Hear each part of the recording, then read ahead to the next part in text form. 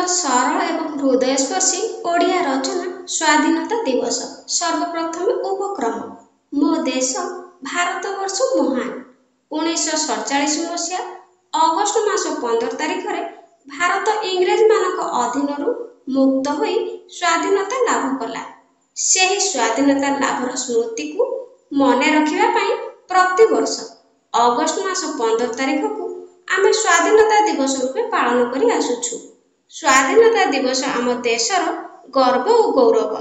स्मृति रक्षा आमर कष्टलब्ध स्वाधीनता को सुरक्षित करी रखिबा पई प्रति वर्ष प्रत्येक स्कूल कॉलेज और ऑफिस मानकरे महासमारोह रे स्वाधीनता दिवस पालन करा जाए।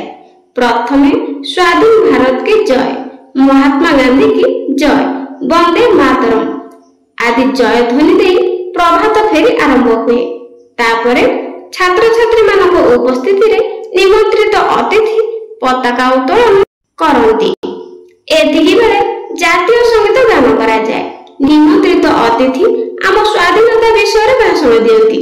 मिष्टान वितरण करा जाए। कृति प्रतियोगी माने पुरस्कृत हुअंती। प्रेरणा भारत वर्षर सर्वत्र आमर त्रिरंगा पताका विजय गर्व रे फरफर होई उड़े। एही पवित्र दिवसटी को निष्ठार सहित पालन करबा आमर नैतिक कर्तव्य अटे। देशर स्वाधीनता रक्षा करबा पई शपथ नेबा सकाशे एही दिवसटी आमको उभय सुजोग और प्रेरणा प्रदान करिथाय। उपसंहार बा शेष कथा आम स्वाधीनता दिवस आम देश प्रीति और जातीयतार श्रेष्ठ निदर्शन अटे।